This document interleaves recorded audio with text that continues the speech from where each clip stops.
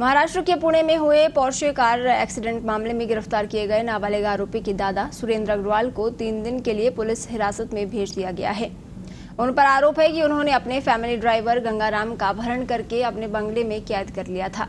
वो ड्राइवर पर हादसे की जिम्मेदारी लेने का दबाव बना रहे थे। उन्होंने उसे पैसे और गिफ्ट देने का लालच दिया था। यही वजह है कि उसने थाने में आकर ये बयान दिया था कि हादसे वाली रात कार वो ही चला रहा था, लेकिन पुलिस ने समय रहते इस साजिश का पर्दाफाश कर दिया। कई बार बच्चे जब अपराध करते हैं तो कहा जाता है कि गलत संगत में आकर उन्होंने ऐसा किया होगा, लेकिन इस कांड में आरोपी से कम अपराधी उसके पिता और दादा भी नहीं है। नाबालिग ने 18 और 19 मई की रात को पुणे में अपनी करोड़ों की कार से 2 सॉफ्टवेयर इंजीनियरों की जान ले ली। इसके बाद घटनास्थल पर मौजूद लोगों ने आरोपी को पकड़कर पुलिस के हवाले कर दिया।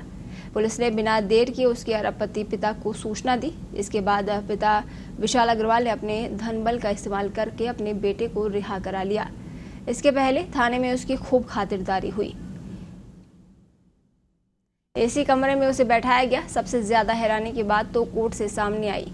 जज ने इस खौफनाक वारदात को अंजाम देने वाले आरोपी को महज ट्रैफिक पर निबंध लिखने की सजा देकर छोड़ दिया।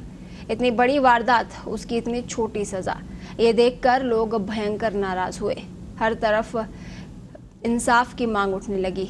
फिर लोगों के बढ़ते दबाव को देखते हुए पुलिस को मजबूरन इस केस में एक्शन लेना पड़ा। पहले आरोपी के पिता के खिलाफ एफआईआर दर्ज की गई। उसके बाद कोर्ट में नाबालिग को बालिग मानकर केस चलाने की इजाजत मांगी गई। इधर एफआईआर की सूचना मिलते ही आरोपी का पिता विशाल अग्रवाल घर से फरार हो गया। विशाल अग्रवाल ने फरार होने के बाद पुलिस से बचने की जो तरकीब अपनाई वो किसी शातिर अपराधी की तरह थी।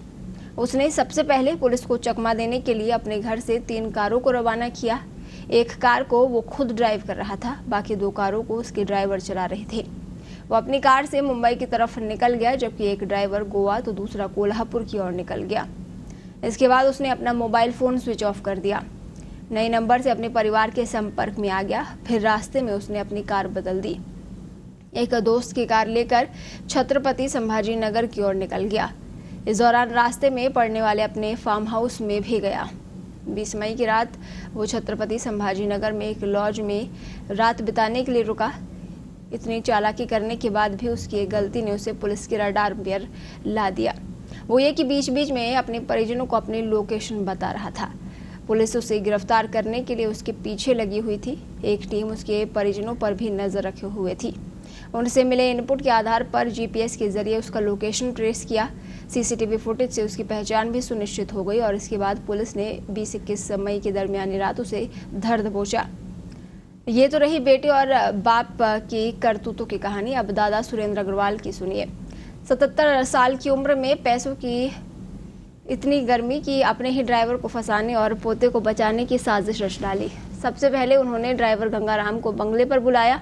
बहुत सारे पैसे देने का लालच देकर उसे इस बात के लिए तैयार कर लिया कि वो थाने में जाकर ये बयान देगा कि भयानक हादसे के वक्त कार को वो ड्राइव कर रहा था। इसके बाद अपने साथ गाड़ी में बैठाकर थाने ले गए, बयान दर्ज करवाया। उसके बाद अपने साथ वापस भी लाए, लेकिन साजिश के तहत उसे घर जाने देने की बजाय बंगले में कैद कर लिया। इतना ही नहीं, सुरेंद्र अग्रवाल ने गंगाराम को मोबाइल फोन भी छीन लिया ताकि वो किसी से संपर्क ना कर सके। अपने मालिक के इस बर्ताव से हक्का बक्का ड्राइवर चुप्पी साधे रहा, लेकिन पुलिस मुस्तैद थी, दबाव में भी, क्योंकि सूबे के मुखिया यानी सीएम एकनाथ शिंदे खुद इस मामले में नजर बनाए हुए हैं और पूरे देश में इस घटना को लेकर गुस्सा है।